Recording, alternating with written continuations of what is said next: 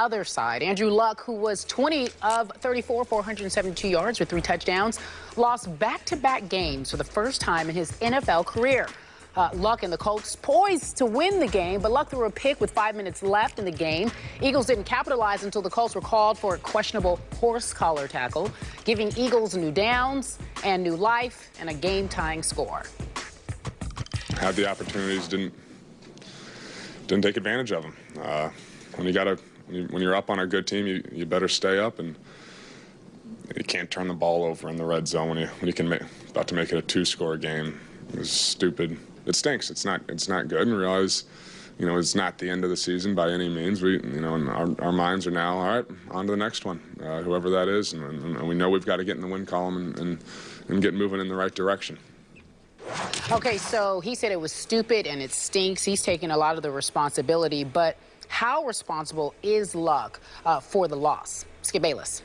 Stephen A. Smith, I think very responsible. Before I get to my points here, let's deal with the 2 controversial plays, if you will. Let's talk about what Kerry just talked about, the interception. Obviously, it's 3rd and 9 at the 22. You are in field goal range with 5 minutes to go in the game. And Brandon Boykin does get his hands on T.Y. Hilton. Now, it was within the 5-yard zone, so it was legal to touch him. I can't really tell if he throws him down. I know Pagano was saying he got tackled. Maybe the left hand grabs the back of little T.Y. I think he's 175 pounds. But as he tries to reverse cut and almost back cut, he loses his balance and goes down. Here's my point about the throw. It looked like Malcolm Jenkins had read it like a comic book. He was breaking hard on the football already. Are we sure that would have been an easy completion? I'm not. I'm sorry.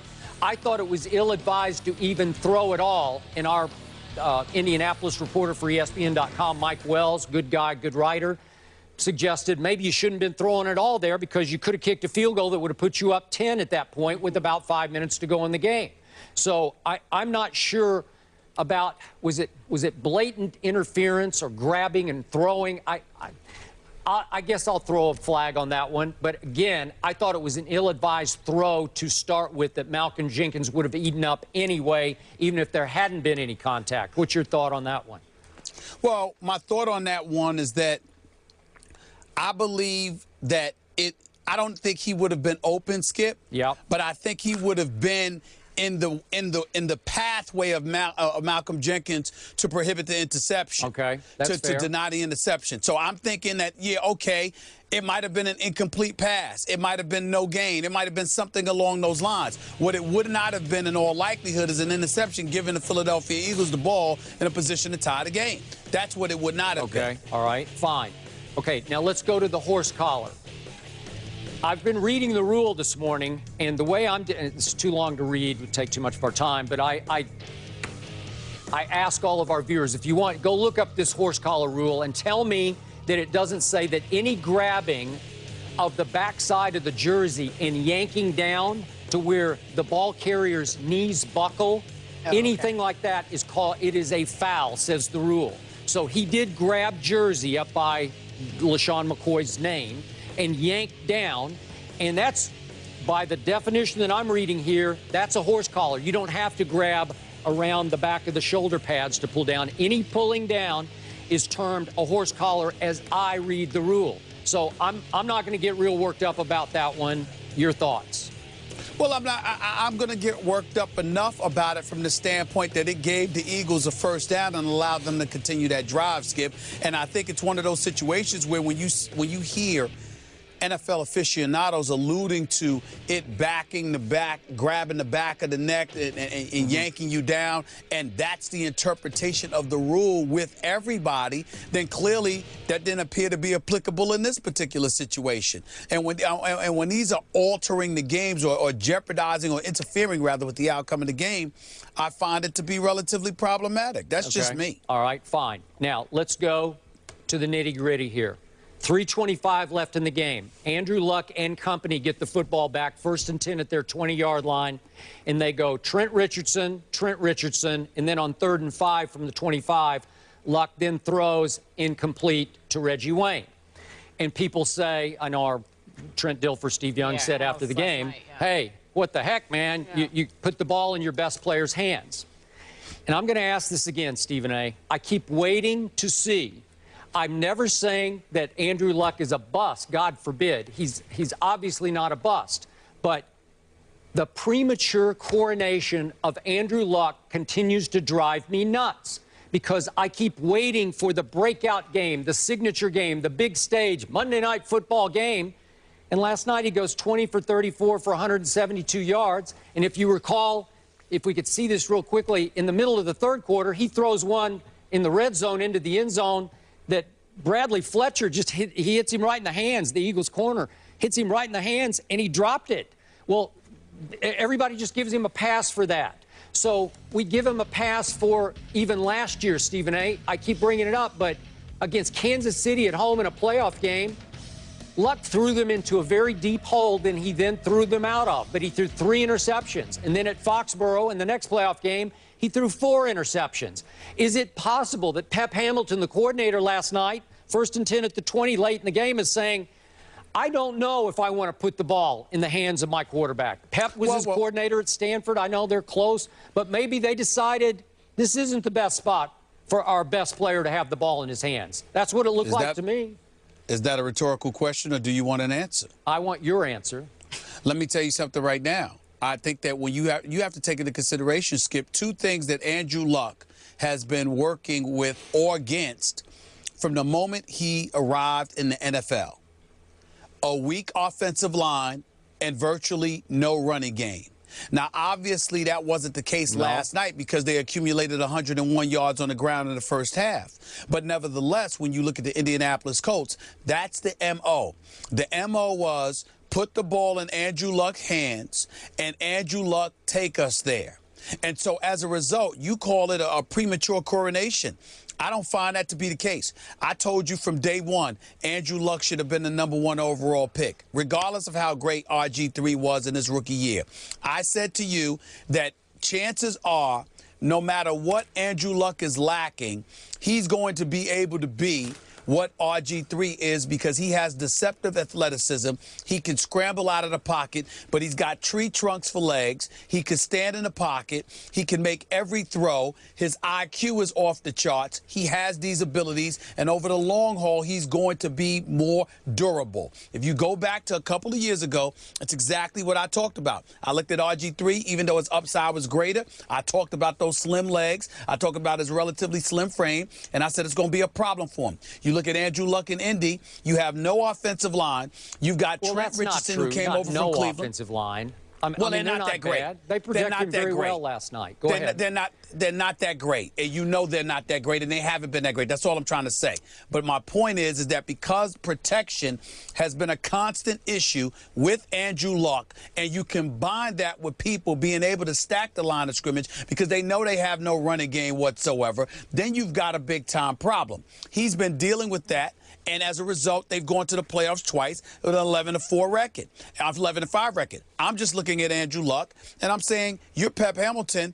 I understand that last night was an aberration, particularly in the first half. But when money time arrives, I listened to Chris Carter, who agreed with you, Skip. I listened to Matt Golick, who agreed with you, Skip. I respectfully disagree with all 3 of y'all, and I'm rolling with Trent Dilfer when he says after the game last night, this is your best player. This is the star of the team. This is your quarterback. You are driving. You tied 27-27. This is your time. Take us there. That's how I look at it. I'm going down with my best. I'm not handing the ball to Trent Richardson or Ahmad Bradshaw over giving the ball to Andrew Luck. I'm not doing that. That's just me. Okay, big picture again. I keep hearing that Andrew Luck is going to win Super Bowls, plural. He's a lock, first ballot Hall of Famer. And now we're in year 3, and I'm saying, just show me a little more, a little more. But then, hold on. I can't see it. That's not that is so incredibly unfair to Andrew Luck. Here's why, Skip. Incredibly unfair. The point, yeah, it is all he because gets listen, is a pass. He doesn't get a pass. We're just recognizing and appreciating the abilities that he showcases. He makes mistakes. Peyton Manning, Troy Aikman, and a bunch of other players made mistakes younger in their career. When Tom Brady came in, he won, but then he won 3 Super Bowls in 4 years, and then after that, he hasn't won in the last decade. And he's been riding the wave of those Super Bowl championships but he did win 10 years ago. Yeah, okay. He won those. Is football not the ultimate team sport? Quarterback can't win by himself. Skip, come on, man. You got to have one. You got to have some quarterback. They don't have one? Play.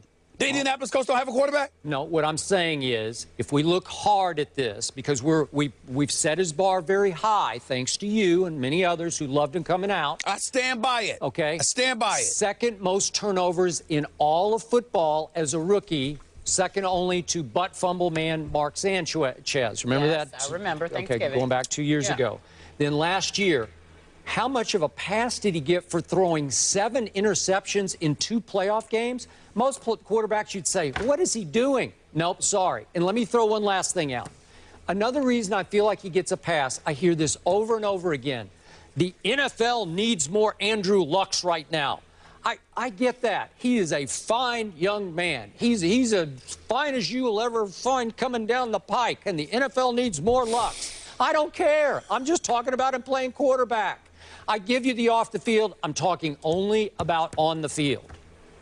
Well, actually, Skip, that's not true. You're not being honest because you do care. And the reason why you do care is because every time somebody acts up off the field, you're quick to point that out, and rightfully so. So clearly you do care about how people conduct themselves off the field because you think it could potentially affect how you perform on the field. So you can't sit there and criticize guys who don't do what they're supposed to do off the field, even though I'm right here with you. I'm criticizing them right with you. I'm not leaving you hanging, bro. We're together on that. No, but my point is, you can't sit there and do that, but then say it doesn't matter when somebody doesn't make those mistakes off the field. Give Andrew Luck credit for being a consummate professional, for being somebody who deserves to be the face of a franchise, who who is all about football and all about winning. And then he goes on the field. When you talk about his 7 interceptions, he got outplayed against New England. He came back from those mistakes to lead them to a 45-44 victory over Kansas City in a divisional playoff game.